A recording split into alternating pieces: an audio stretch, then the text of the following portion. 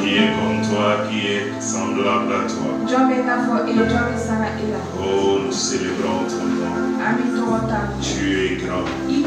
Tu es merveilleux. Tu es glorieux. Il n'y a point de Dieu qui soit comme toi. Ce matin, ta présence devant le trône des grâces. Oui, Père. Dans le nom de Jésus, nous venons. Que tout ce qui n'est pas la gloire de ton nom, tout esprit de distraction, tout ce qui, Seigneur, oui, réellement veut nous condamner, nous empêchons de recevoir la sémence. Que tout cela soit voué à l'échec ce matin au nom de Jésus. Par la puissance du Saint-Esprit.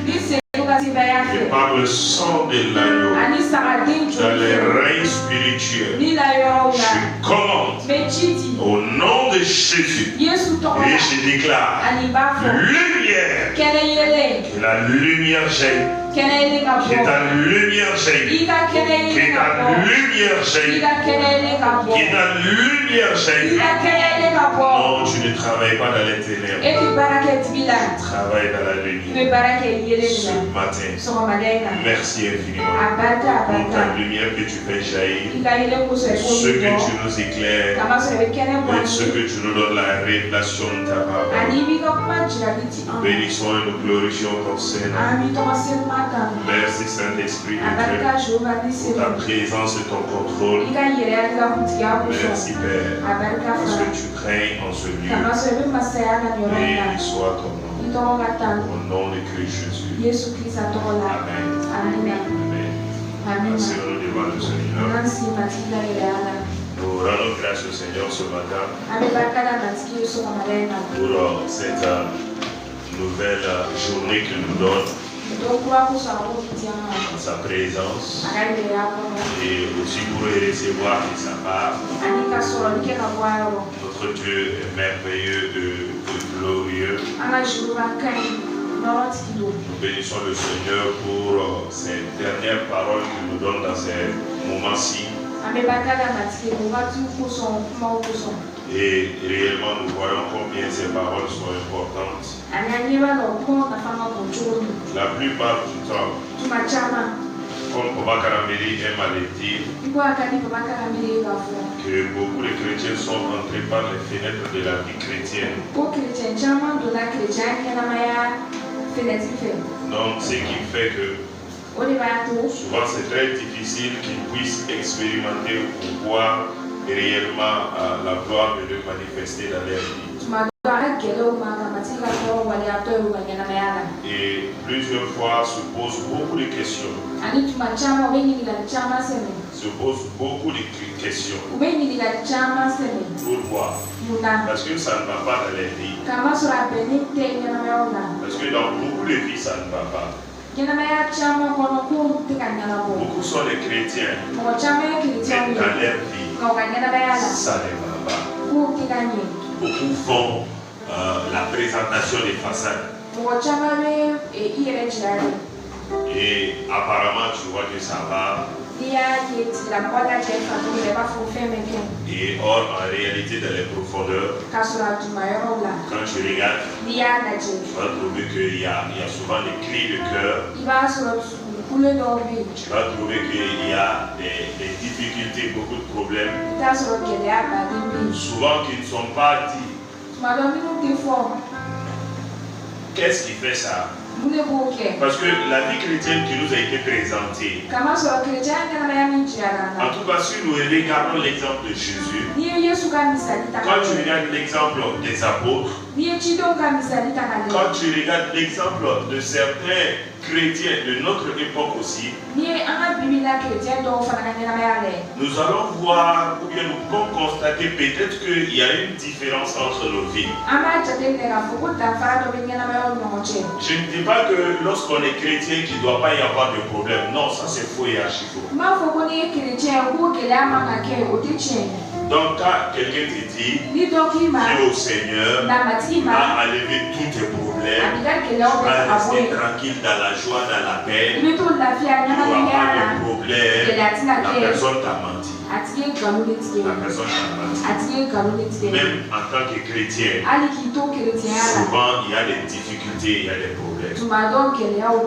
Mais ces problèmes et ces difficultés-là viennent pour t'amener à de nouvelles dimensions. Je permets ces choses pour que tu atteignes d'autres dimensions spirituelles. Parce que quand tu regardes Jean 1:12, il est dit à tous ceux qui l'ont reçu, à ceux qui croient en son nom, il les a donné le pouvoir de devenir enfants de Dieu. Quand tu viens au Seigneur, tu es un enfant. Mais il faut que tu grandisses. Mais tant que toi tu ne suis pas la parole, tant que toi tu ne marches pas avec la parole, tant que toi tu n'es pas obéissant à la parole, tu ne vis pas la parole. Mais il y a des points de désobéissance. Ce que la parole de Dieu te dit de faire, tu ne fais pas cela. Les sacrifices que tu dois faire, c'est-à-dire te donner, te battre pour certaines situations dans la prière et toutes ces choses, tu ne le fais pas correctement.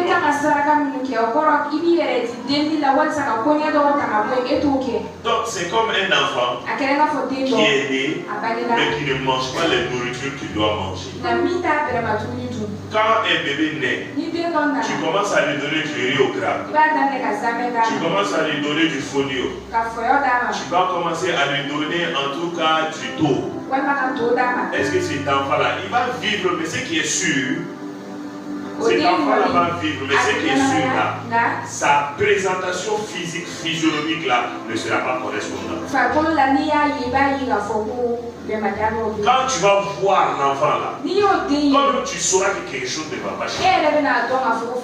Et cet enfant là sera assujetti à des maladies multiples. Chaque fois tu verras que l'enfant là sera malade. Il y aura ceci, il y aura cela. Bon, très souvent aussi, quand on en parle, c'est des choses spirituelles, mais la plupart du temps, nous ne donnons pas trop de crédit ou trop d'importance à ces choses. Nous les négligeons. Nous les minimisons. Jusqu'au jour où nous nous trouvons en face de certaines de ces situations. C'est comme les parents d'un tel enfant. Cet enfant dont nous venons de décrire, depuis qu'il est né là, il ne fait que manger tôt, riz au gras, folio et toutes ces choses-là.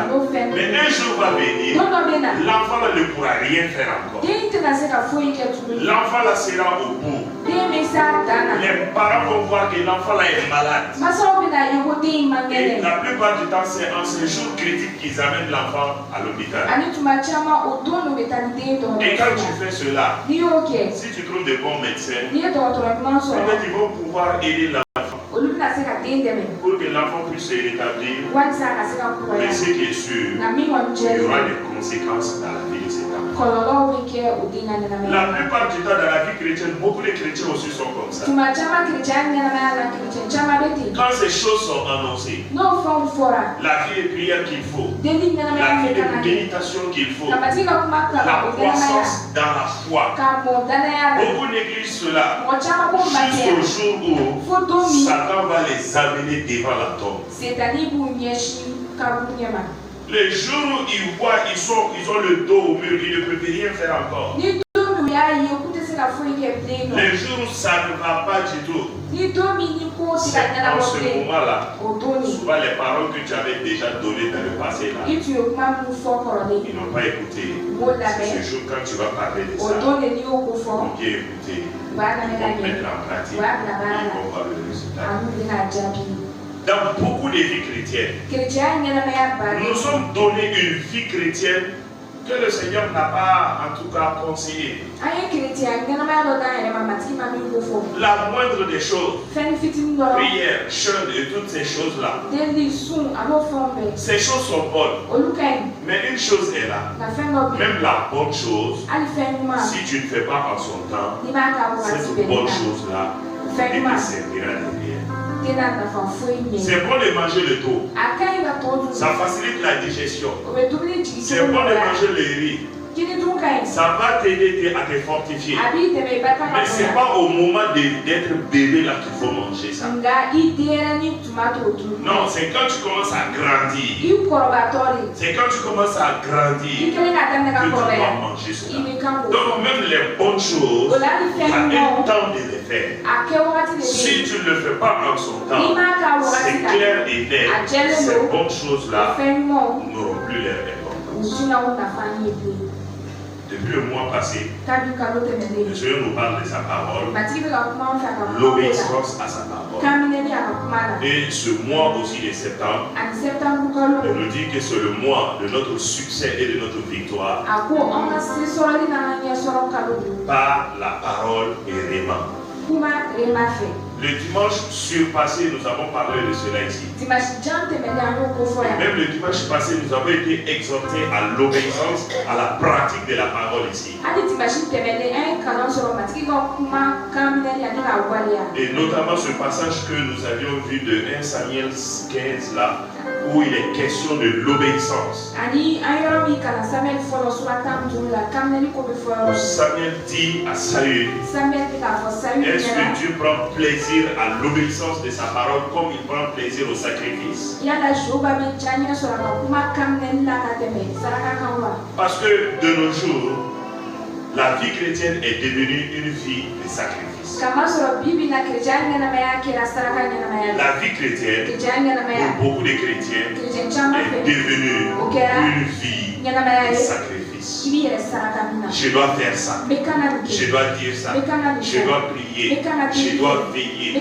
Je dois jeûner. Je dois chanter à l'église. Je dois prêcher à l'église. Je dois m'occuper du pasteur. Je dois m'occuper de ceci ou de cela. Je dois donner la dîme. Je dois faire ceci. Je dois faire cela. C'est pourquoi il y a des églises même qui sont critiquées à cause de ces choses. Parce qu'ils disent dans l'église là, il y a ceci à faire. Lundi il y a ce programme. Mardi il y a ce programme. Mercredi il y a ce programme. Jeudi il y a ce programme. Vendredi il y a ceci. Samedi il y a ceci. Dimanche il y a culte. Dimanche soir il y a ceci. Les gens commencent à se plaindre. Parce que la vie des chrétiens est devenue une vie de sacrifice. Bien sûr, il y a le sacrifice dans la vie chrétienne. Mais ton sacrifice là, sans l'obéissance de la parole, ton sacrifice là, sans marcher selon la parole, ne servira de rien et rien. C'est pourquoi la plupart des gens qui font ces sacrifices-là dans l'église, c'est-à-dire ces pratiques-là, ces dévouements et engagement dans l'église, tu vas voir souvent, comme je le disais au début là, ils ont des questions qui se posent. Ils ne partagent pas ça avec les gens. La plupart du temps, c'est dans leur cœur. Aujourd'hui, dans ces derniers temps-là, je vais parler cœur à cœur. C'est pourquoi j'ai même laissé la chair là. J'ai dit ici, je veux qu'on soit proche. C'est-à-dire ce que j'ai compris, ce que le Seigneur me fait comprendre, pour qu'on partage et qu'on puisse évoluer ensemble.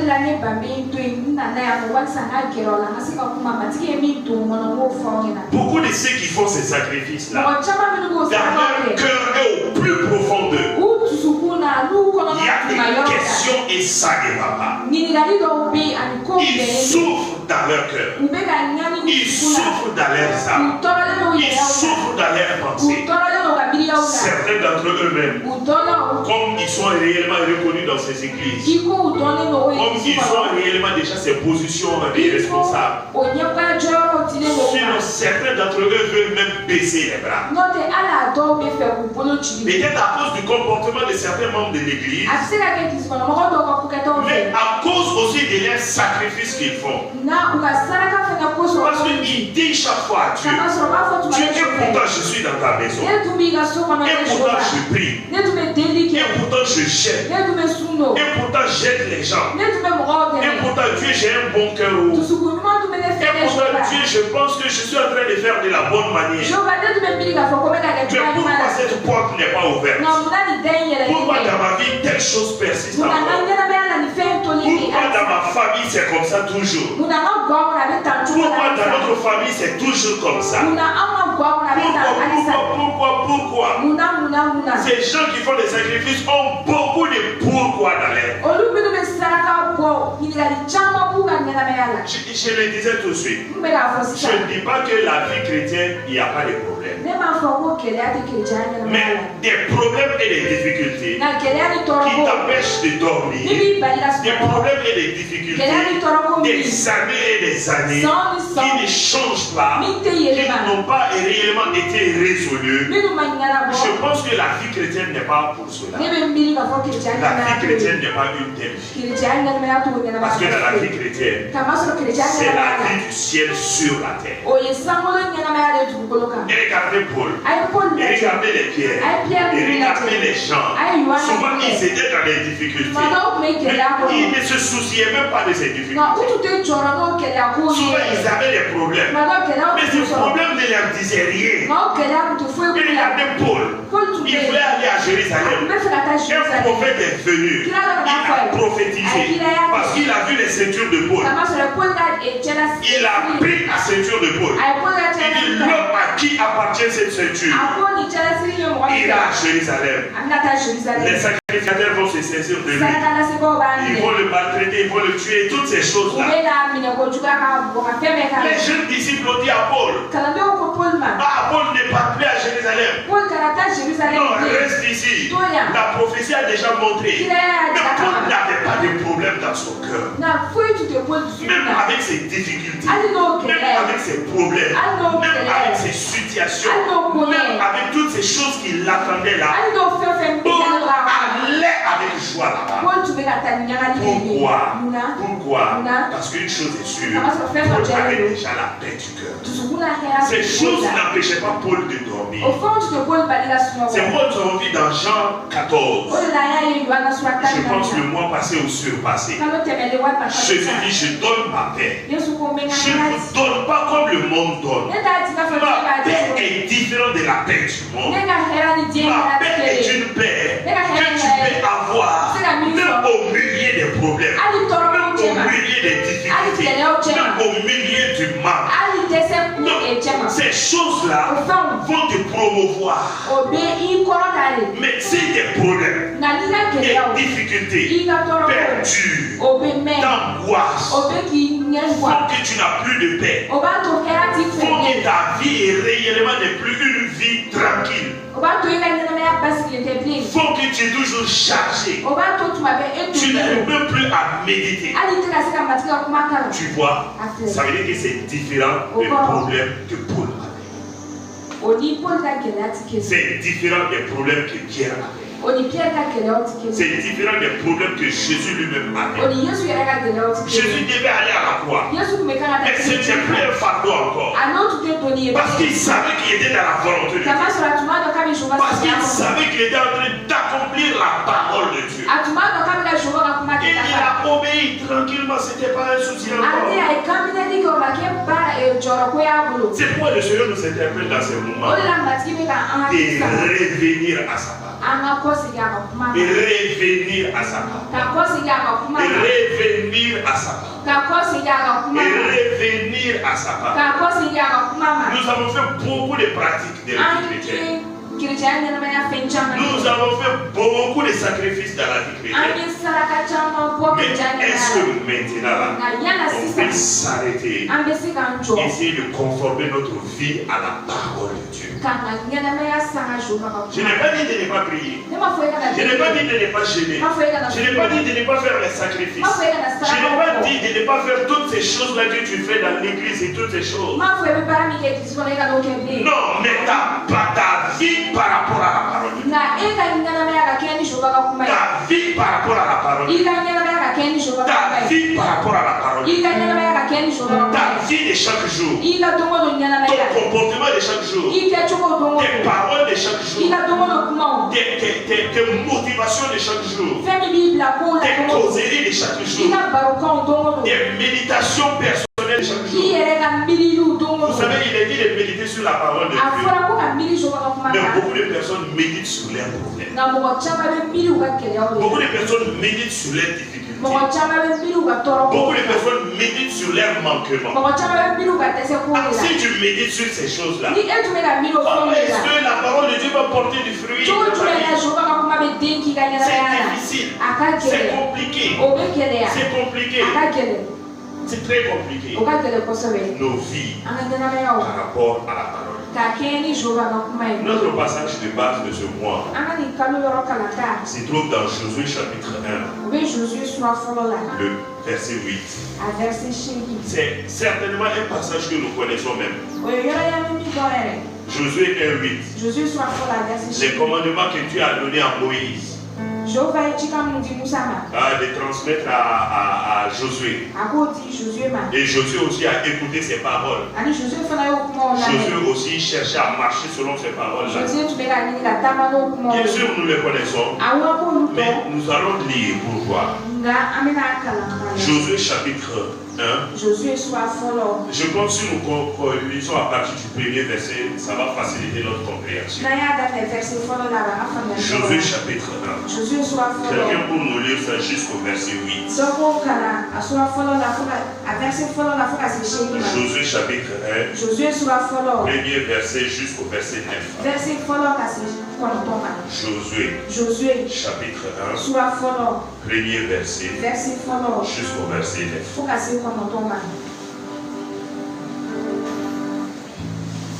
Josué chapitre 1, verset 1.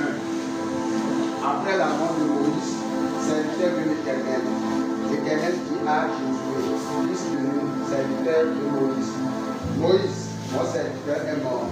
Maintenant, lève-toi, passe ce Jourdain, toi et tout ce peuple, pour entrer dans le pays que je donne aux enfants d'Israël.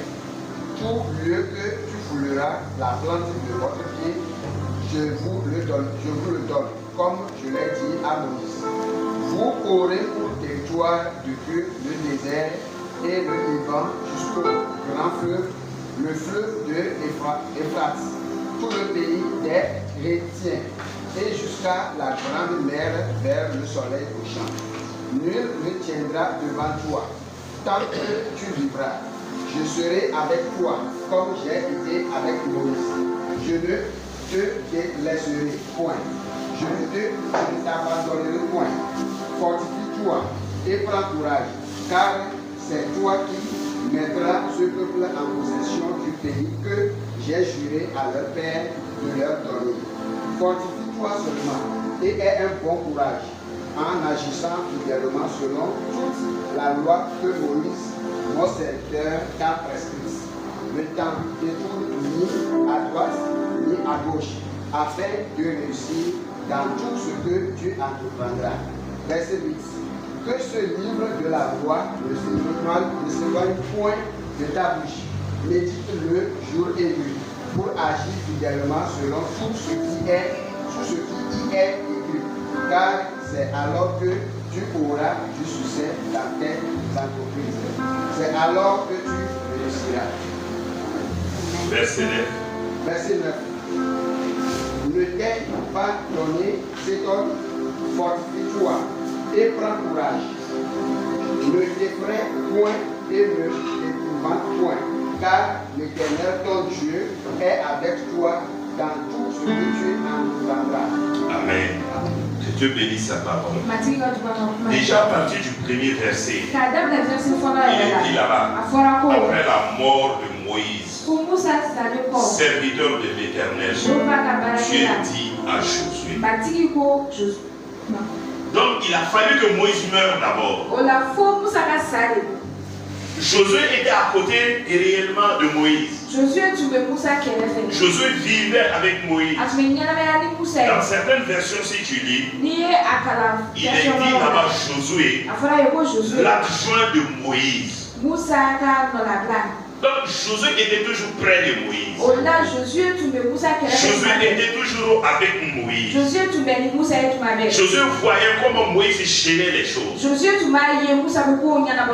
voyait comment Moïse travaillait. La manière dont Dieu opérait dans la vie de Moïse. Josué voyait toutes ces choses-là. Comme toi aussi. Quand tu regardes peut-être ton pasteur, quand tu regardes les grands serviteurs de Dieu, tu vois Dieu travailler au travers d'eux. Tu vois Dieu opérer au travers d'eux. Beaucoup de personnes autour de toi, c'est à cause souvent de ces choses-là que toi-même là, tu n'arrives pas à t'asseoir face à face avec la main. Tu regardes toujours à ces personnes. Tu t'attends toujours à leur prière. Tu t'attends toujours à leur révélation. Tu t'attends toujours à ce qu'ils fassent quelque chose. Et que ces bénéfices ou ces bénédictions t'arrivent. Donc tant que ces personnes ne meurent pas, ça veut dire que toi, ta vie chrétienne, ça va pas commencer. Tu es dans l'église, tu viens à l'église, tu donnes ta dîme, tu fais tout ce que tu as à faire. Mais une chose est là, ta vie chrétienne n'a pas encore commencé.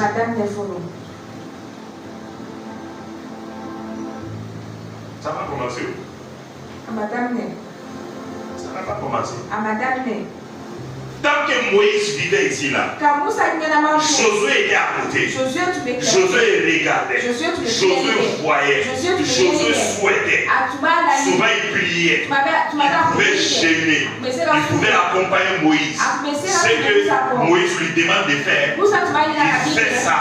Ce que Moïse lui recommande, il fait ça. C'était très bien.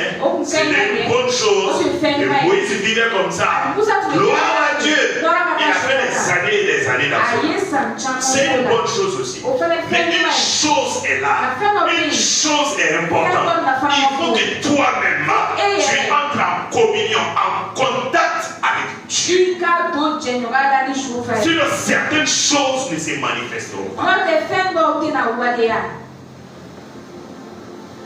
Certaines choses ne se manifesteront pas. Il y a une certaine dimension. Ta vie ne va jamais y arriver là. Il y a certaines expériences, tu ne le feras jamais avec le Seigneur. Quelle est ta communion avec Dieu? Quelle est la santé de ta communion avec Dieu? Ah, c'est à quel niveau? Je n'ai pas demandé si tu pries. Je n'ai pas demandé si tu lis la Bible. Je n'ai pas demandé est-ce que tu jeûnes allègrement. Je n'ai pas demandé est-ce que tu donnes ta dîme. J'ai dit quoi ta communion avec Dieu. Tu vois, il y a beaucoup de chrétiens. Il n'y a pratiquement même pas de communion entre eux et Dieu. Il n'y a pas de communion avec Dieu. Il n'y en a pas.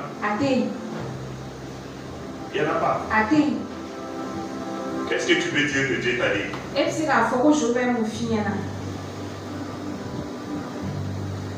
Il n'y en a pas. C'est pourquoi tu fais ces sacrifices-là. Mais il y a toujours des points d'interrogation dans ton cœur. Il y a toujours des choses qui ne sont pas encore réglées. Tu pries quand même. Tu jeûnes quand même. Tu écoutes les pasteurs. Ils prient pour toi. Ça va 2 jours, 3 jours. Mais après là, les mêmes choses y reviennent. Pourquoi toi-même là, tu n'as pas de contact avec Dieu? Tu es toujours, tu es comme quelqu'un de l'ancienne alliance qui passe toujours par les sacrificateurs. S'ils ont péché, ils amènent leur poubelle, leur bélier. Ils viennent donner ça au sacrificateur. Le sacrificateur va faire le sacrifice, va donner ça à Dieu. Et quand Dieu répond là, c'est le sacrificateur qui vient dire à ce dernier-là, Dieu a agréé ton sacrifice. Dieu n'a pas agréé ton sacrifice.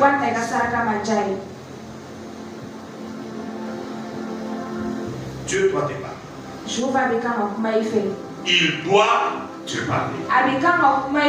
Dieu doit te parler.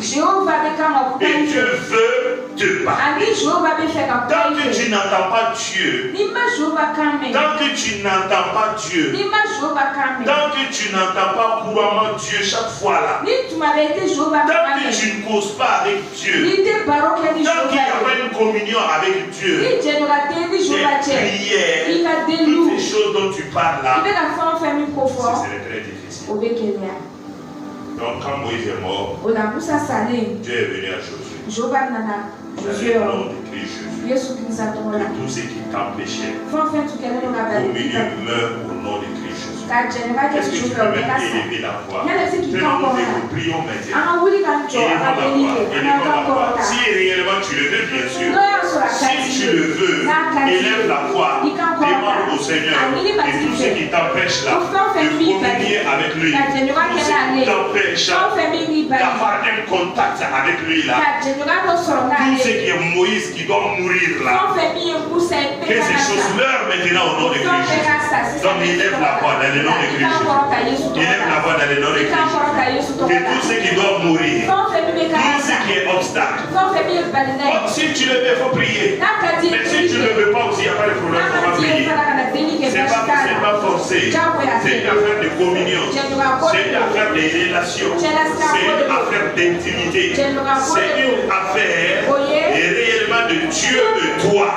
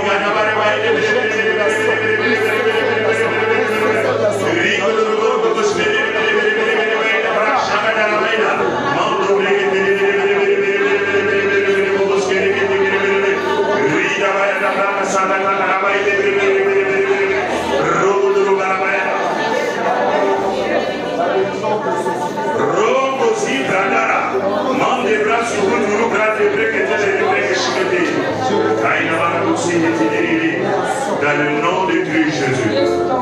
Dans le nom de Christ Jésus. C'est tout ce qui t'empêchait, tout ce qui était obstacle, soit ôté de ta vie au nom de Christ. Je commande à l'erreur spirituelle que l'ouverture soit faite maintenant et que tu puisses communier avec le Seigneur. Une relation France intime et que réellement la gloire revienne au Seigneur. Amen. Asseyons-nous.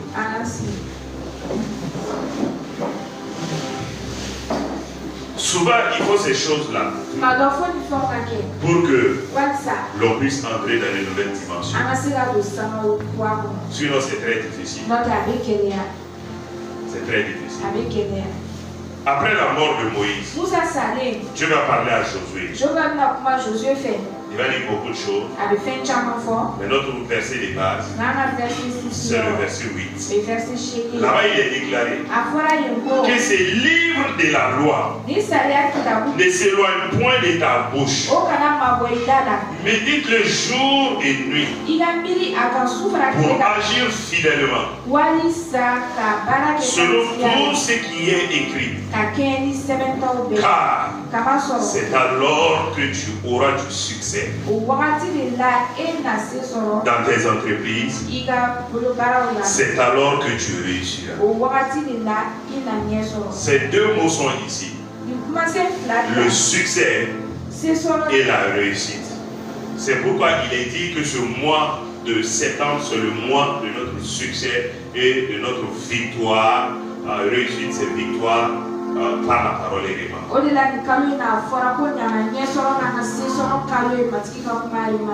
Si nous regardons ce thème, le succès, si quelqu'un a du succès, ça veut dire que cette personne, ce qu'il est en train de faire, il réussit dans cela.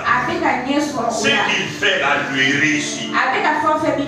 C'est comme un commerçant, quelqu'un qui commence à vendre quelque chose. Bien sûr, il y a d'autres personnes qui vendent la même chose là. Mais quand lui, il commence à vendre seulement là, tu vois que lui, ça coule chez lui. Lui, ses marchandises sont toujours achetées. Ces marchandises ne s'arrêtent même pas. Chaque fois, les gens viennent commander. Chaque fois, les gens viennent demander.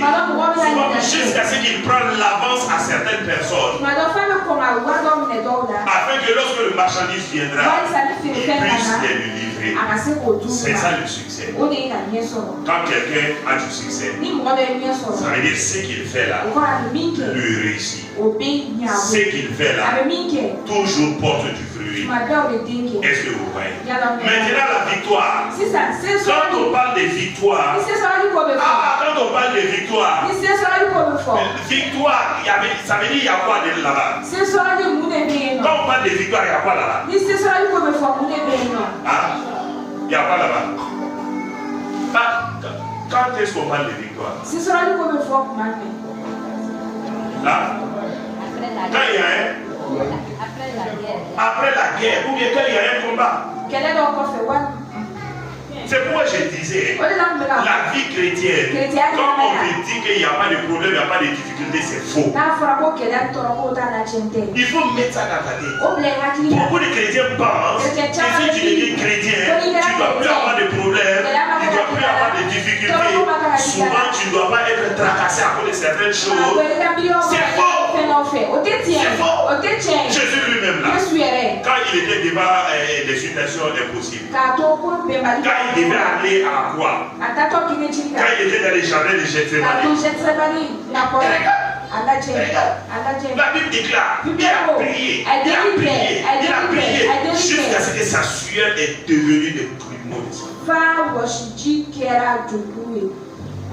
Quand Paul était dans cette mission, l'évangélisation, à des moments, lui-même il déclare dans les livres des Actes, souvent lui-même il avait perdu, c'est-à-dire espoir qu'il allait vivre. Une fois on l'a frappé, bien frappé, souvent lapidé même souvent avec des pierres. Ils l'ont pris pour aller le jeter en dehors de la ville. Il pensait qu'il était mort. Mais après quelques temps là, c'est levé. Donc dans la vie chrétienne, là, il doit y avoir aussi souvent des difficultés, des problèmes. C'est la vérité. Cela ne veut pas dire que Dieu t'a abandonné. Cela ne veut pas dire que Dieu n'est pas avec toi. Cela ne veut pas dire que tu es un pécheur. Non, c'est faux.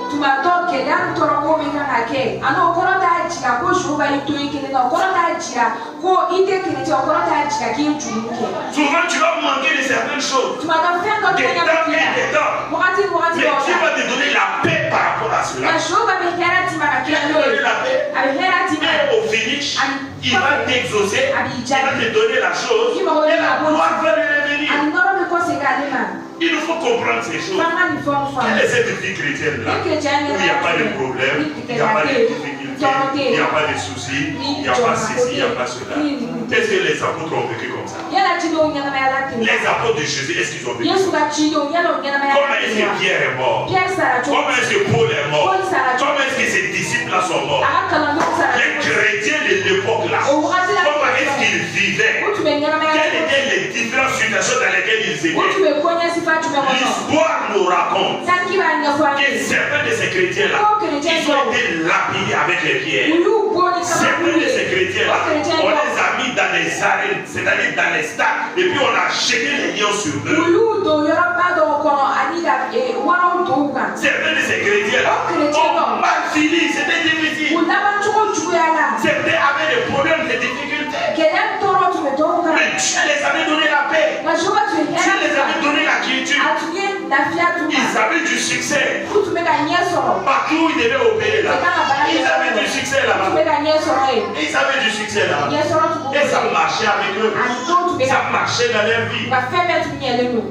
Nous devons comprendre ces choses. C'est le mois de ton succès et de ta vie. Ce que tu fais doit te réussir. Et ce que tu fais, tu dois y avoir la victoire. Mais le succès, la victoire ne deviendront que par la parole. Par la parole.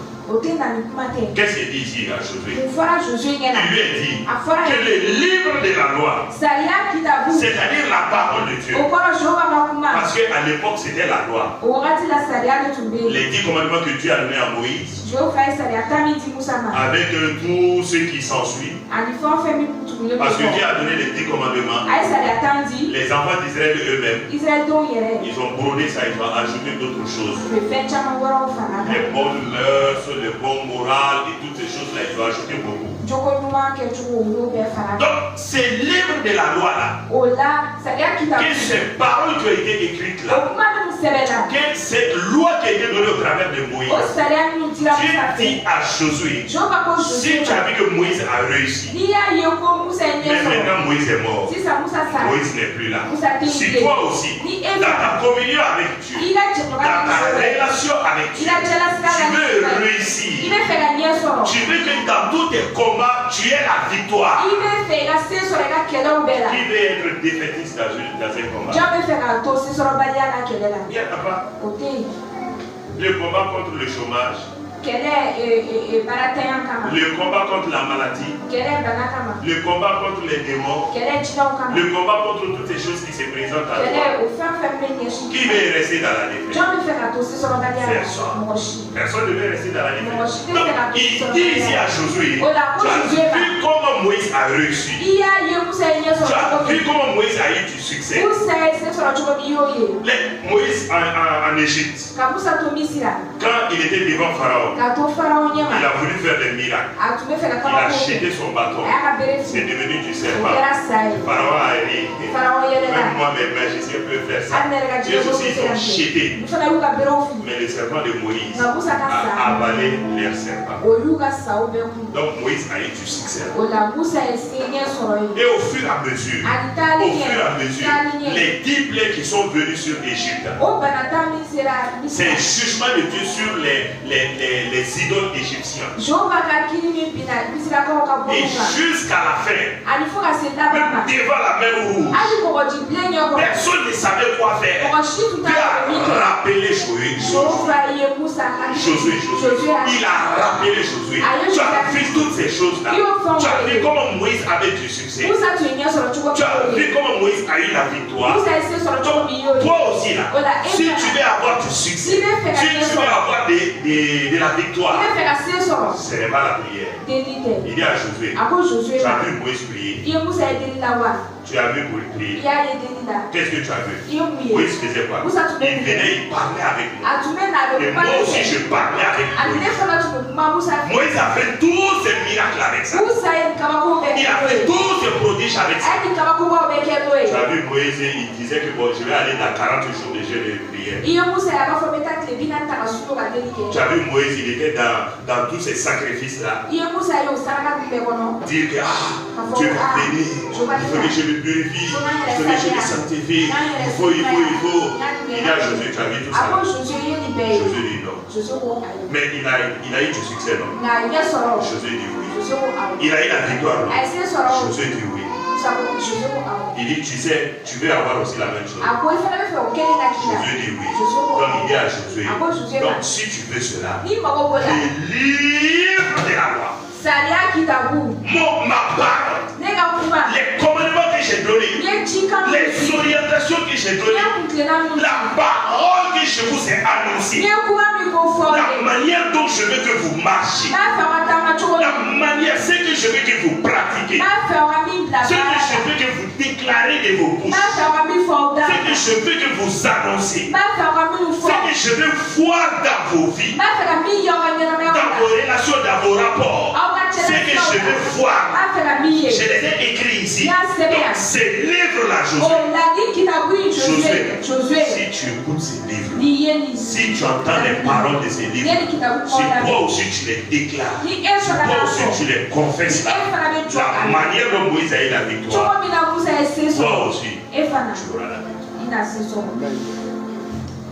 C'est ce qu'il disait à Josué comme ça.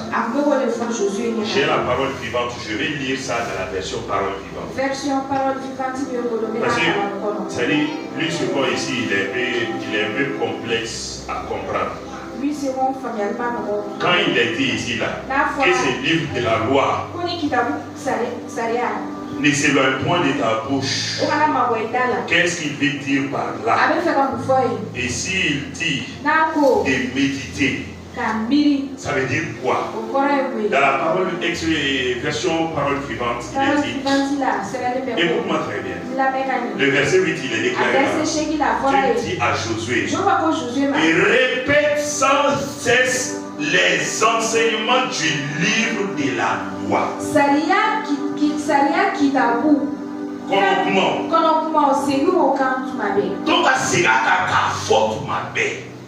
Donc Dieu dit à Josué, le livre de la loi que tu as là, les paroles qui y sont écrites là, ces paroles-là, garde-les dans ton cœur et répète-les plusieurs fois.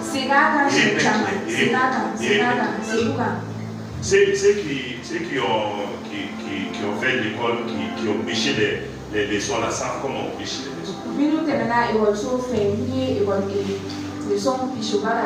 Pour bêcher les leçons, on fait comment? Tu lis. Géographie. Le Mali.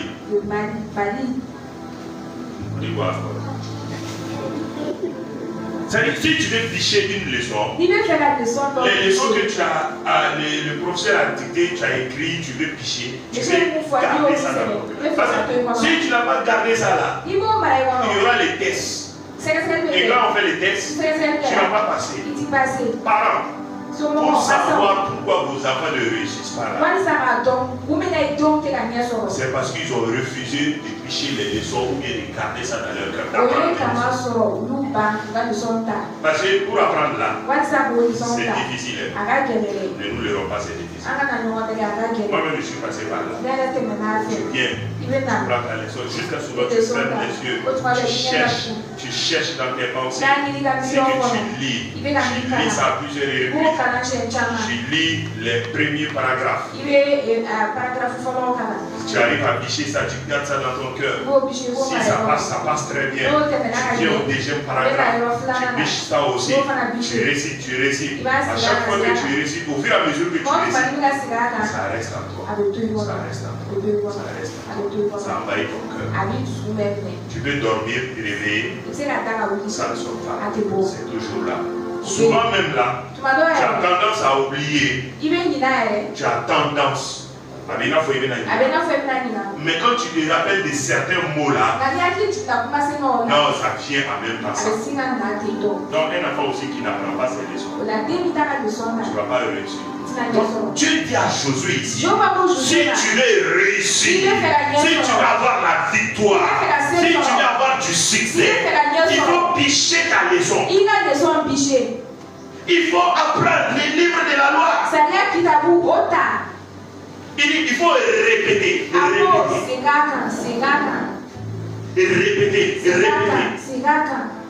C'est comme ça que tu vas avoir du succès. C'est comme ça que tu vas avoir de la victoire. Mais tu vas arrêter 1000 chrétiens. Pour les demander un verset de la Bible. Pour demander un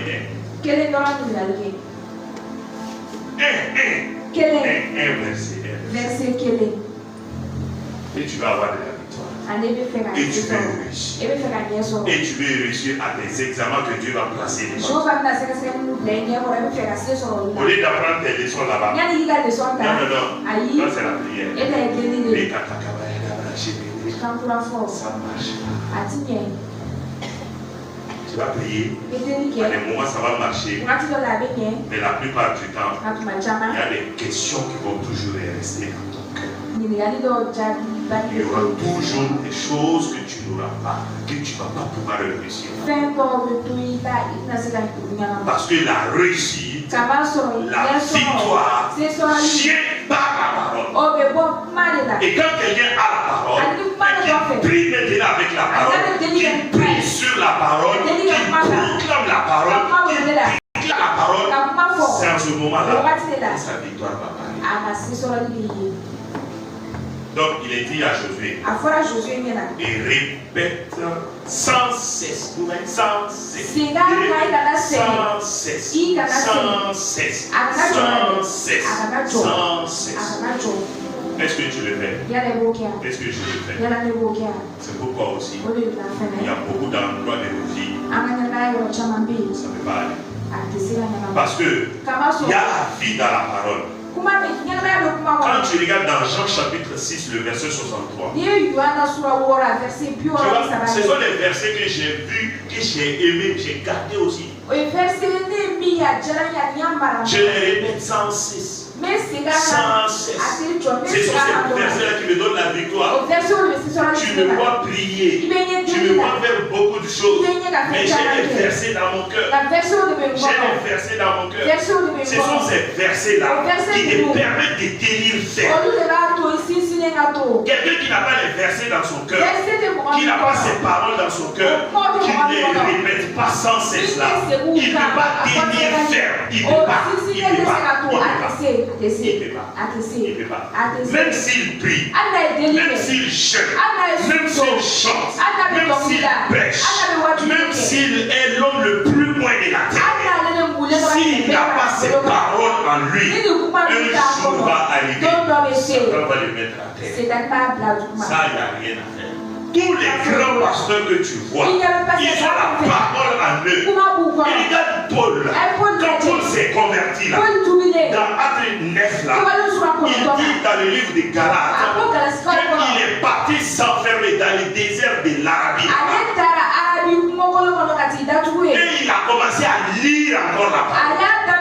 Il a médité la parole. Il a répété la parole. Il a lu, relu, répété. Tellement il a lu et lu, Dieu a commencé à lui donner des révélations. Des révélations. Et ce sont ces révélations-là qu'il a écrites aux églises. Ce n'était pas basé sur autre chose. C'était sur la parole.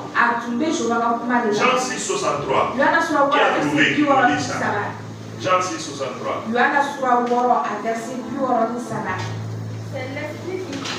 C'est l'esprit qui vivifie. La chair ne sert à rien.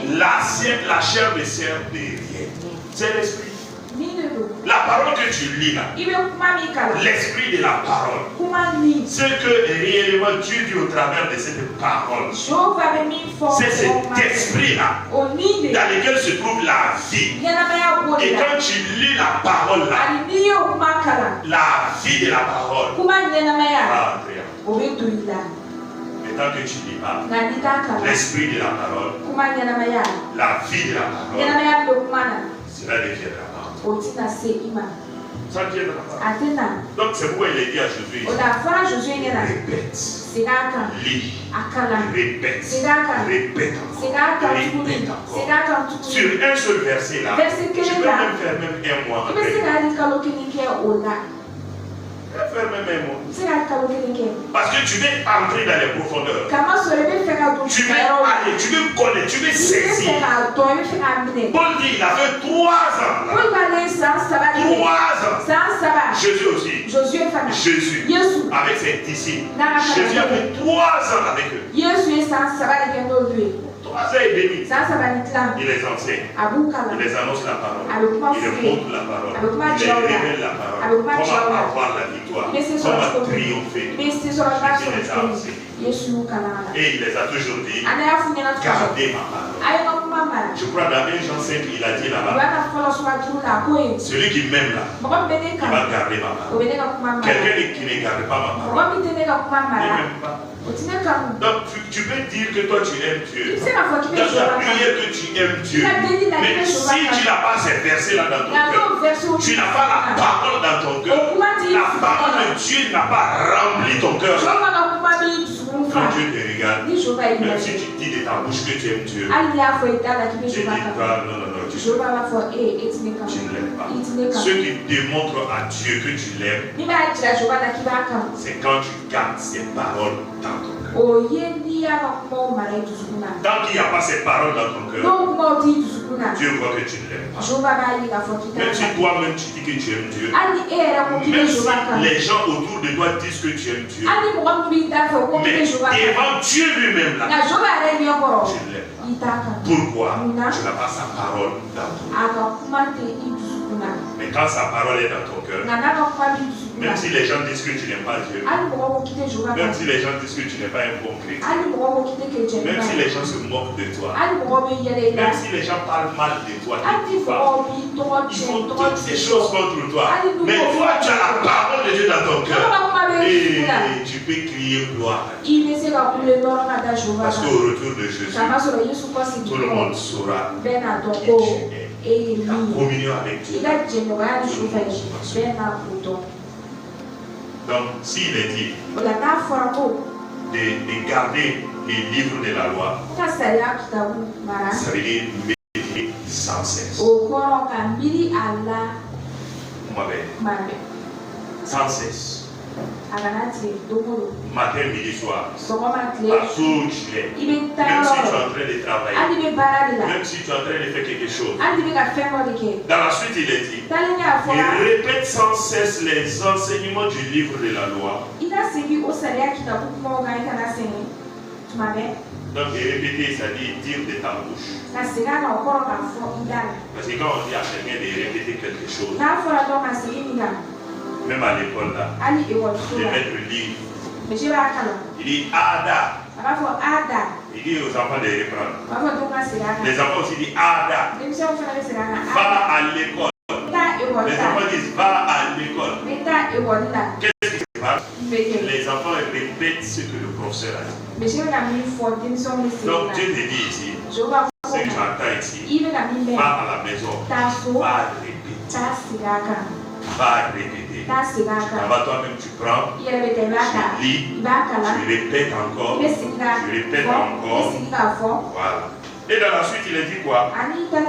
Il dit encore, et redis-les dans ton cœur jour et nuit. Donc la méditation, c'est quoi? Ce que tu as répété là, tu le dis dans ton cœur. Tu as parlé, tu as répété, de ta bouche. Ta bouche l'a répété. C'est très bien beau.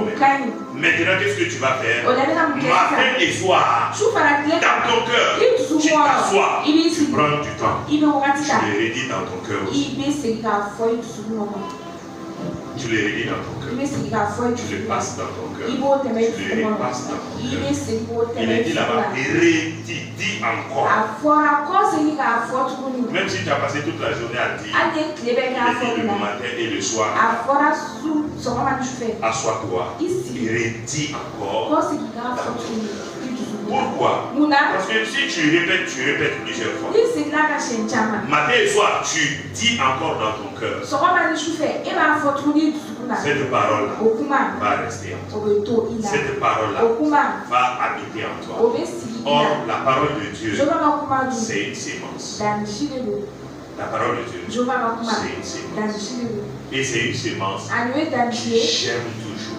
Mais pour que la sémence soit sémée, il faut que la sémence soit répétée plusieurs fois. Plusieurs fois. Et à force de répéter, à force de le dire dans ton cœur, à force de le faire, ça va être sémé dans ton cœur et ça va germer. Et quand ça germe, le jour où tu es devant ce problème-là, la parole qui est déjà sémée en toi, la parole va sortir. Pourquoi beaucoup de chrétiens n'ont pas de victoire?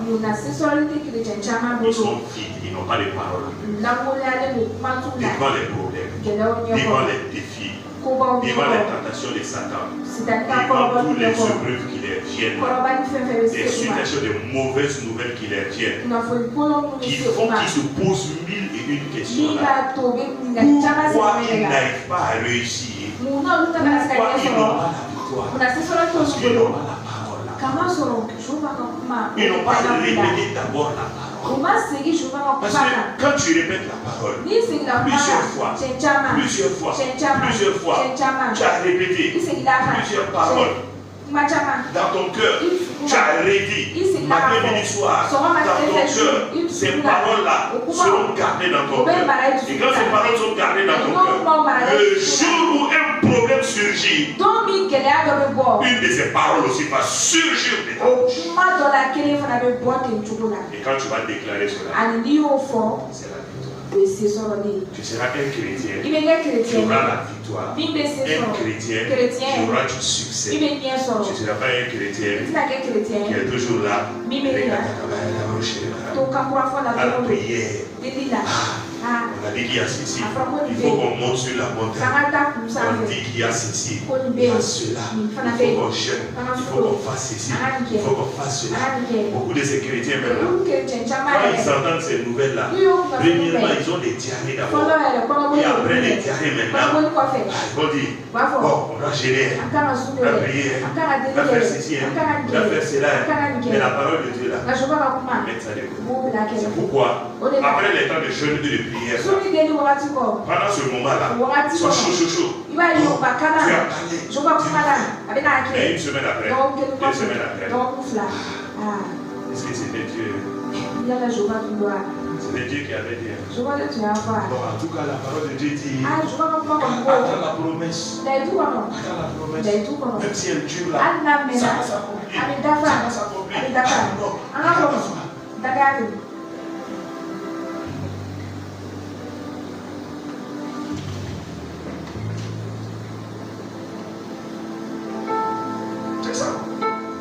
La plupart du temps, voici nos vies. Voici nos vies. Souvent, on utilise les mauvaises choses au mauvais endroit.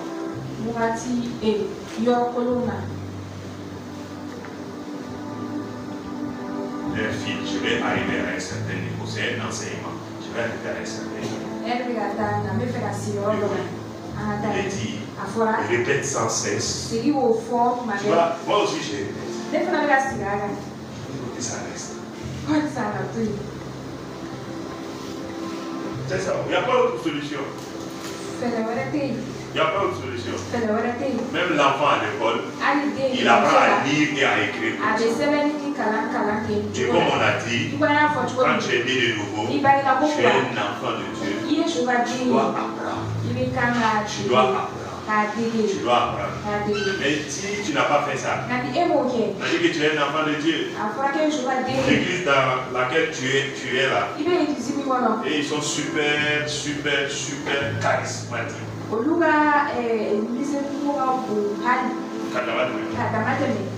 Tu es né dans la maison de Dieu aujourd'hui. Les mains ont ta main. Tu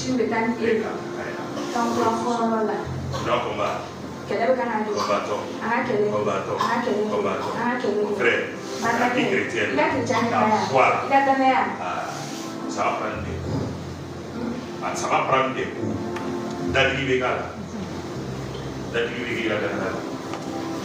Même ton moral. Les gens vont amener des paroles seulement, tu seras. Pourquoi? Parce que la parole de Dieu n'est pas en toi. Tant qu'il y a passé des paroles en toi là, tu peux prier, tu peux gêner, tu peux faire beaucoup de choses. Mais la victoire là, tu vas voir ça du loin. Le succès là, tu vas voir ça passer.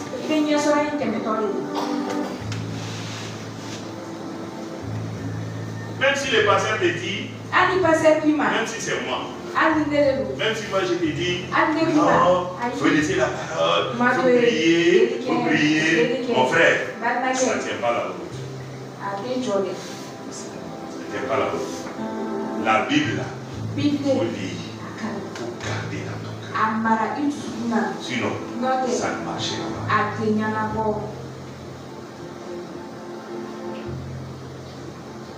Et répète sans cesse les enseignements du livre de la loi. Et redis-les dans ton cœur jour et nuit.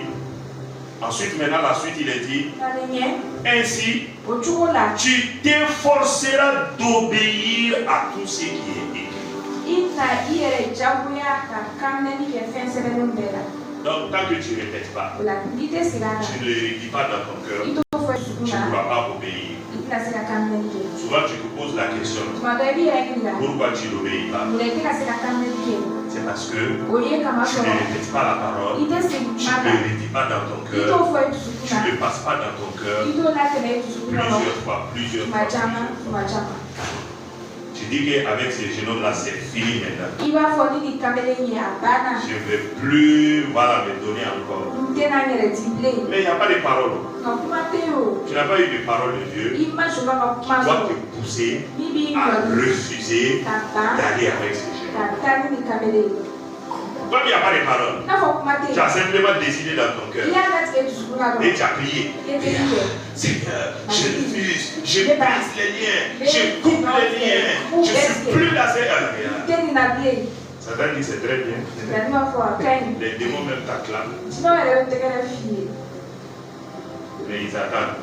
Le vendredi soir.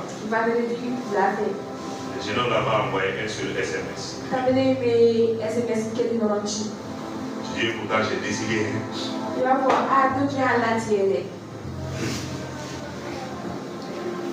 Vendredi soir encore. Samedi matin.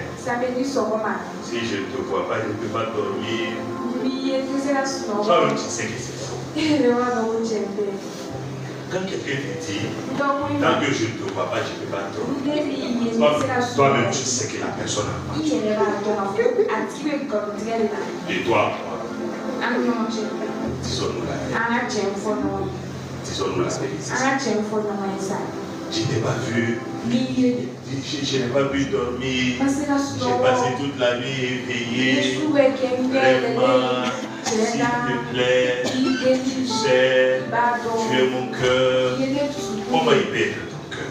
Son cœur a été. Son cœur a été. C'est faux. Quand il va te dire ça, toi tu n'as pas de parole. Tu n'as pas de parole. Comme tu n'as pas de parole, lui quand même, il a les paroles de Satan. Satan est menteur. Depuis le début. Lui aussi, il a les paroles de son maître. Et Satan ment seulement. C'est toi seul qui me mens. C'est ta présence que je veux. Tant que je ne te vois pas, je suis comme malade. S'il te plaît, viens me guérir. Toi aussi tu parles pour aller guérir. Ok. Tu n'as pas de parole. Il n'y a pas de parole. Mais si tu avais une parole, dans Corinthiens, il est dit, ne savez-vous pas votre corps temple du Saint-Esprit. Tu n'as pas cette parole. Tu ne connais pas cette parole. Ce n'est pas dans ton cœur. Ce n'est pas en toi. Tu ne l'as pas répété. Tu ne l'as pas redit dans ton cœur. Matin, midi, soir. Ce n'est pas rentré en toi. C'est pourquoi quand il va parler, il n'y a pas de parole en toi pour bloquer sa parole. Mais s'il y avait cette parole en toi, quand il va dire seulement cette parole de la loi là, de sortir de ta bouche, et tu allais contrecarrer sa parole. C'est toujours comme ça. Vous avez fait des affaires. Il y a affaire bloquée. Maintenant, il y a les bénéfices. Le virement a été fait dans ton compte.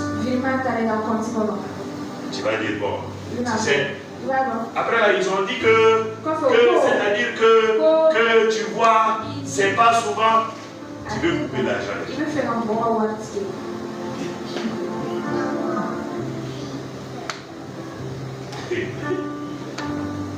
Non, on est dedans, on connaît. Tu veux couper l'argent déjà. Tant qu'il n'y a pas de paroles en toi, tant qu'il n'y a pas de paroles en toi, ta chair, ton âme, tes émotions vont donner des paroles, vont déclarer des paroles. Quand eux ils parlent là, eux ils sont toujours en accord avec Satan. Donc c'est la parole de Satan que tu vas dire. Quand tu vas dire les paroles de Satan, c'est clair et net. Tôt ou tard là, tu vas te retrouver dans ce trou. Il n'y a rien à faire. Et tu ne pourras pas obéir. Si tu veux obéir, premier pas c'est quoi? Tu vas répéter la parole. Le domaine dans lequel tu veux obéir. Saül, certainement c'est ce qu'il n'a pas fait. Samuel lui a donné la parole de Dieu. Va, extermine tous les Amalécites. Et le roi, les brebis, tout ce qui se trouve là-bas. Au lieu que Saül répète la parole dans son cœur chaque fois. Et répète la parole dans son cœur chaque fois. Non. Les gens ont commencé à dire à Saül. Saül, pourquoi tu sais, les brebis là sont grands. Hein? Non, on peut les prendre, hein? Ces moutons là sont bons. Hein? Le roi là même là. On va les faire souffrir un peu. Hein? Donc au lieu de répéter la parole de Dieu dans son cœur, non, c'est la parole de la population qui a commencé à jaillir dans sa vie. C'est la parole de la population. Si tu ne répètes pas la parole, tu ne gardes pas la parole, ce sont les paroles des autres là qui vont te dominer. C'est les paroles de Satan qui vont te dominer. Et au finish, tu vas les oublier. Parce qu'une chose est là. La parole est puissante. La parole est forte. Même quelqu'un. Bon, c'est un mauvais exemple, je ne vais pas donner ça. C'est-à-dire, tu peux tout faire avec la parole. Même si tu veux pousser quelqu'un à faire du mal, tu peux le faire avec la parole. Il faut répéter la même parole chaque fois à la personne. Chaque fois que vous voyez, répète-la. Fais tout ton possible, dis la parole. Tourne, même si c'est à la fin de votre causerie, dis la parole. La parole là-bas est gravée dans le cœur. Vous pensez que Ève a mangé le fruit tout d'un coup comme ça? Non. Satan guettait Ève. Guettait Ève. Et le serpent était vraiment une très belle créature. Oh, vous savez, les femmes aussi aiment les choses qui brillent. Les serpents brillent. Joli comme ça. Les serpents. Chaque matin qu'ils passent. Hier, bonjour. Il dit Sokoma. Puis, le serpent continue ça. Chaque matin, bonjour. Mais tu es belle là. Au début, Satan là, et le serpent il faisait ça de bonne foi. C'était pour apprécier Ève. Satan dit lui là, je peux passer par lui. Au fur et à mesure. Parce que c'est le serpent et Ève là, ça passait déjà. Ne me regarde pas bizarrement. La Bible dit Dieu a amené tous les animaux. C'est Adam qui a donné le nom aux animaux. Donc il pouvait parler et puis les animaux l'attendaient. C'est dans la Bible, pas lire. Tu vois, tu n'as même pas la parole. C'est pourquoi tu me regardes bizarrement.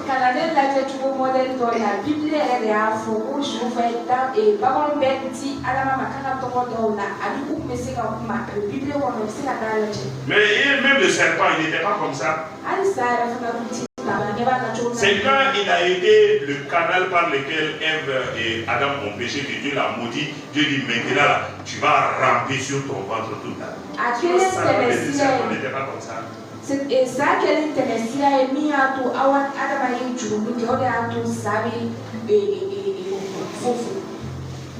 qui va se nourrir de la poussière. Sinon le serpent était très joli.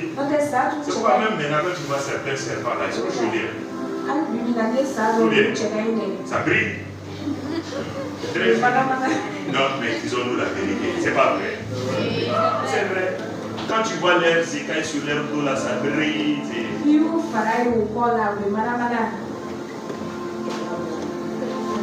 Le cobra, même quand il s'élève comme ça, il fait comme ça. Voilà. Et il a posé avec elle. Et un beau matin seulement. Il est à l'air. Écoute le fruit là. Là, il dit bon, je suis de passage, ça j'ai fait. Le deuxième jour aussi. Il dit pourtant le fruit là, c'est mûr, hein. L'attention d'Ève a commencé à se porter sur eux.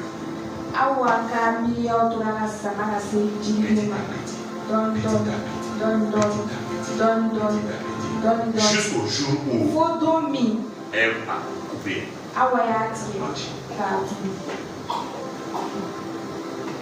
La parole de Dieu aussi. Avec toi, c'est comme ça. Il faut garder la parole. Il faut manger la parole. Il faut boire la parole. Il faut répéter la parole. Et répète encore. Et redis dans ton cœur encore. Matin, midi, soir. Le même verset là. Il faut reprendre et reprendre. Jusqu'à ce que ça reste en toi. Jusqu'à ce que, même si tu te réveilles du sommeil, tu peux réciter la parole de ton cœur comme ça. Et que tu aies la révélation de la parole. Et quand cela est fait là, cette parole va demeurer en toi.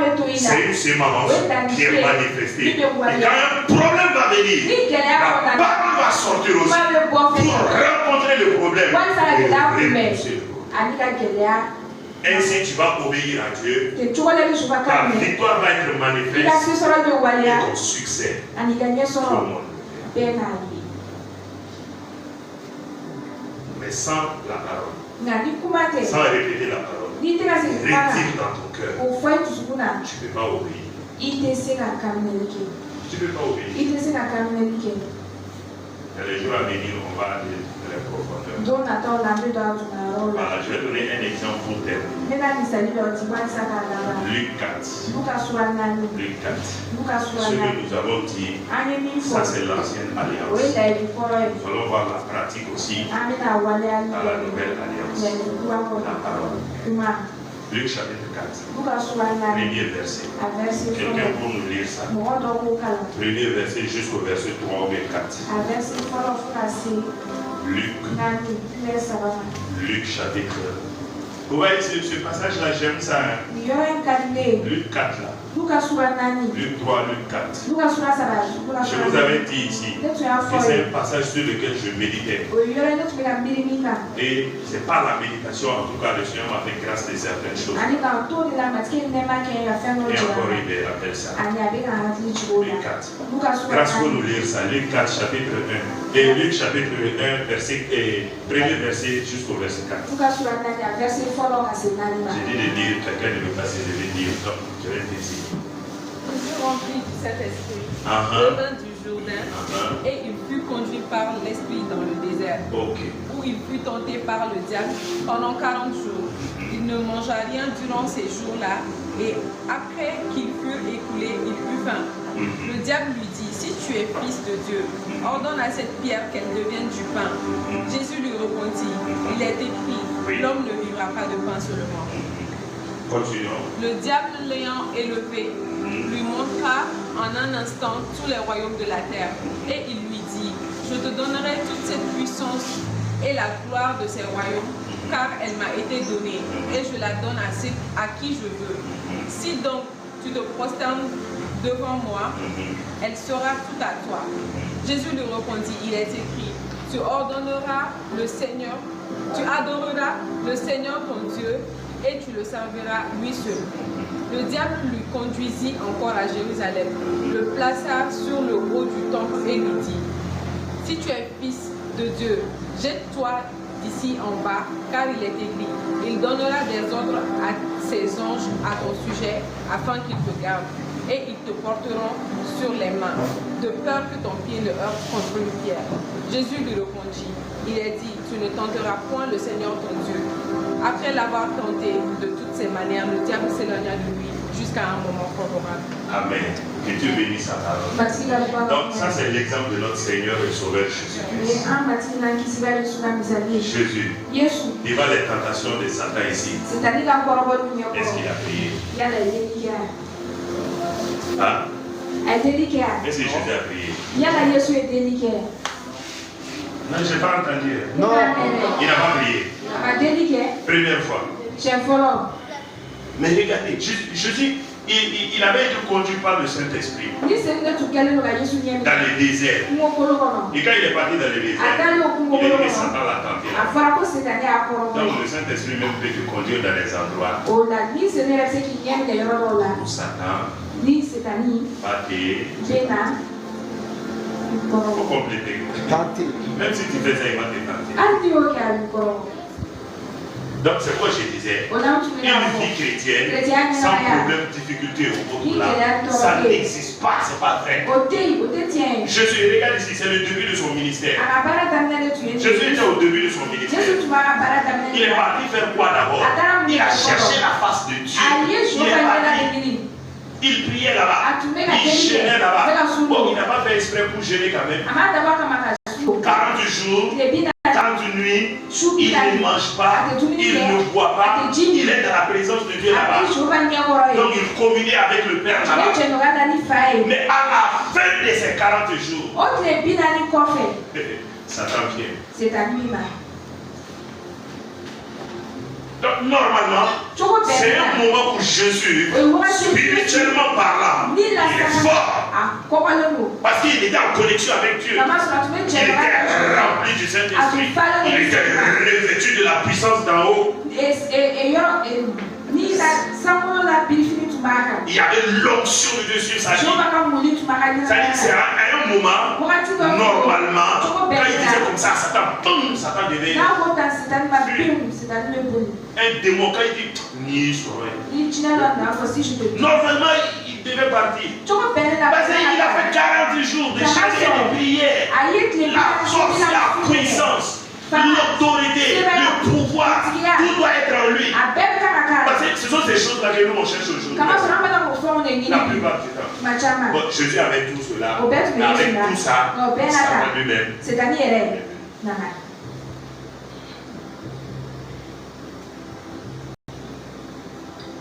Satan est venu. Après ces temps-là, est-ce que Jésus a gêné encore? Je ne pense pas. Mais regarde, il n'était pas dans le jeûne, il n'était pas dans toutes ces prières-là. Mais regarde les miracles qui s'est fait.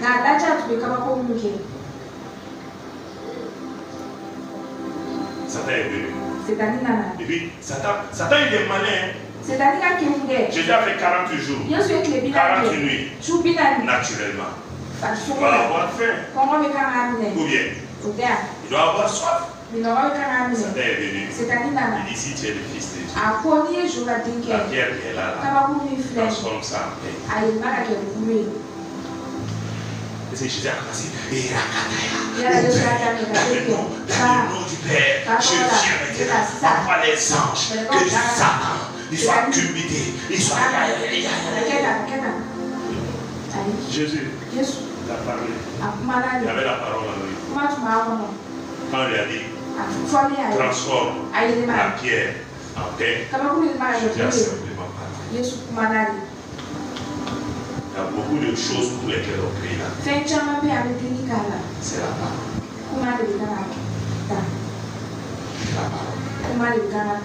Mais comme on n'a pas les paroles, on va se cacher derrière la prière.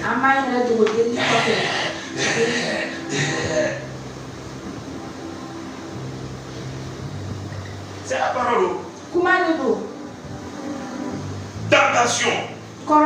La tenter Jésus. Transforme la pierre en pain. Faut manger. Tu as faim. Les jours où tu n'as rien à manger. Est-ce que tu parles?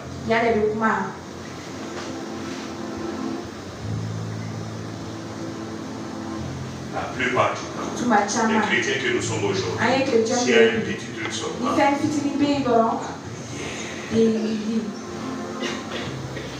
il n'y a pas de parole en nous.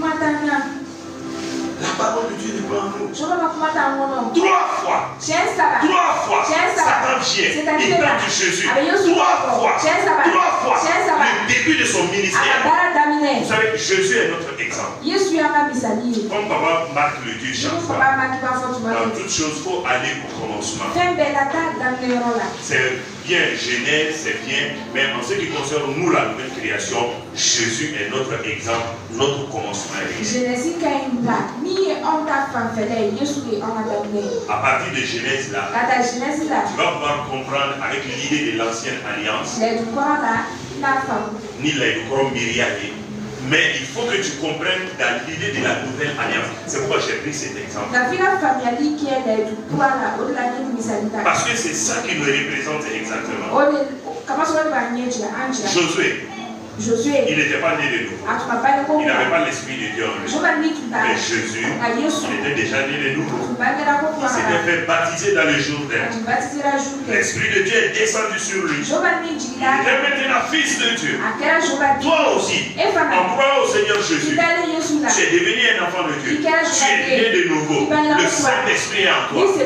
Donc avec Jésus, vous êtes au même niveau maintenant. Maintenant, Jésus devant le problème. Comment Jésus a opéré? Et toi, devant le même problème, comment toi tu opères? La parole. Il faut qu'on parle. Mais si la parole de Dieu n'est pas en nous, si on n'a pas répété la parole, on n'a pas redit la parole dans nos cœurs, dans tout notre être entier, jusqu'à ce que la parole nous remplisse, jusqu'à ce que la parole déborde de nous. C'est pourquoi je disais, si tu as cette parole en toi, devant un problème, la parole qu'il faut, Jésus a dit là-bas, il est écrit, l'homme ne vivra pas de pain seulement. Pas pain seulement.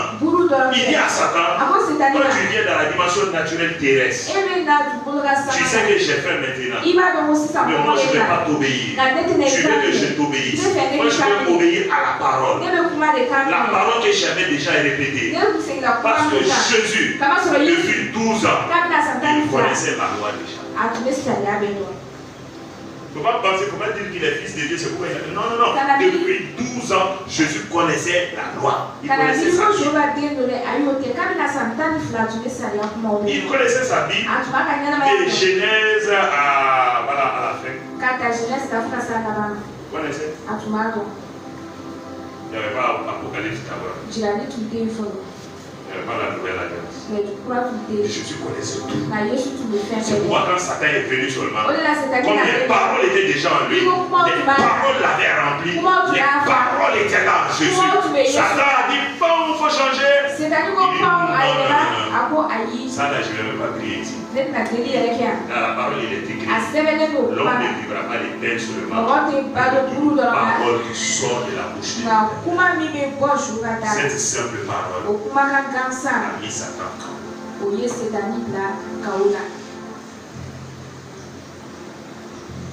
Parce qu'il n'a pas parlé simplement pour parler. Il a parlé avec autorité. Il a parlé avec la révélation de cette parole. Celui-là, il n'est pas comme les autres. Après encore, il l'amène. Il lui montre les royaumes de la terre. Les bonnes choses de la terre. Les plaisirs, l'argent, l'or, toutes ces choses, le pouvoir, toutes ces choses. Il montre toi, Jésus. Il dit subtilement, il a dit à Jésus, devant moi, je vais te donner ces choses-là. Jésus a dit, non, moi je sais ce que veut dire se prosterner. Quand je me prosterne, ça veut dire que je suis en train de t'adorer. Jésus dit, non, il est écrit, tu n'adoreras que l'Éternel ton Dieu. Jésus a toujours répondu avec la parole. Simplement. Quand le temps de la prière était arrivé, à Gethsemane, il a prié là. Même devant le tombeau de Lazare, Jésus n'a pas prié. Yesu madelike. grâce. Ay barka C'est da. pourquoi j'ai dit O de la ne ko beaucoup de nos prières. anga deli chama. Beaucoup de nos prières. Anga deli chama. Beaucoup de nos prières. Anga deli chama. Va avec toi. Ameka madaje. Ce sont les paroles qu'on va dire. Ameka no ko de Les foi. paroles de foi. Dane ya ko. Mais il faut que ce soit pour que les paroles soient. Na fora so. Mais tant que tu n'as pas ces paroles en toi, Na no ko ti ko no. tu vas te réfugier derrière la prière. Ibiti ere bla deli ko fe. Tu vas te réfugier derrière la Ibi prière. ere bla deli ko fe. Pour montrer l'incrédulité. Ka dana balia Pour jira. montrer que tu n'as pas la parole en toi. Ka jira ko kuma ti ko Pour no. montrer Ka jira que tu ne veux pas obéir à la parole. ki te fe ka joka ka kuma kamile. Tant que tu n'obéis pas à la parole, Ni ma joka ka kuma kamile. Dieu va te résister. Joka bi joine. Élevons la voix, implorons sa grâce, sa faveur. Anga ka ko ta na na ne mana ka ta Il bu. nous aide à obéir, Aka ne ka kamile il like. nous aide à aimer la parole, Aka ne ka kuma. il nous aide à chercher la parole, Aka ka kuma. il nous aide à manger la parole. Aka ka kuma. En tout cas, si tu le veux, bien sûr, si tu l'as compris, tu le veux. Na ka di ria fam. Donc, élevons la voix La maintenant. anga ko ta La sisa. parole de Dieu. Joka ka kuma. Seigneur, ta parole. Batini ka Ta kuma. parole, ta parole, ta parole, ta parole, source de succès et de victoire. C'est cette parole que nous voulons ce matin. Aide-moi à répéter la parole. Aide-moi à répéter la parole. Comme des élèves et étudiants, donne-nous d'apprendre la parole.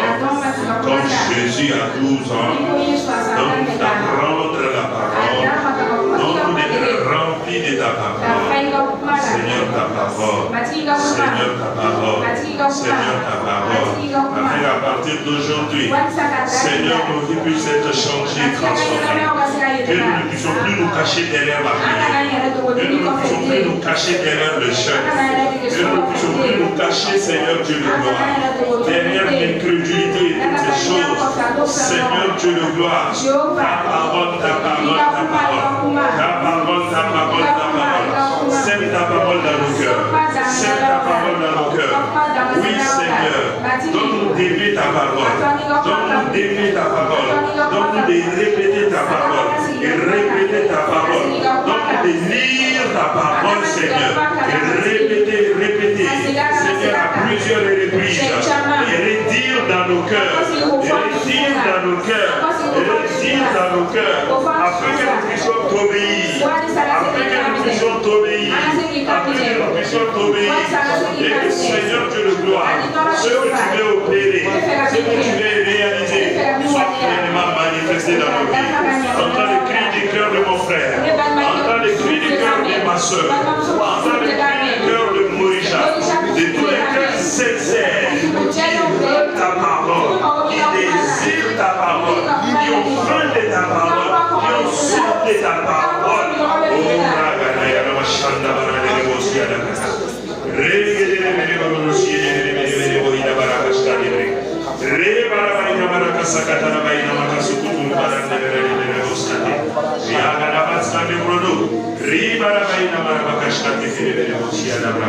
béni soit ton nom, loué soit ton nom, dans le nom de Christ Jésus.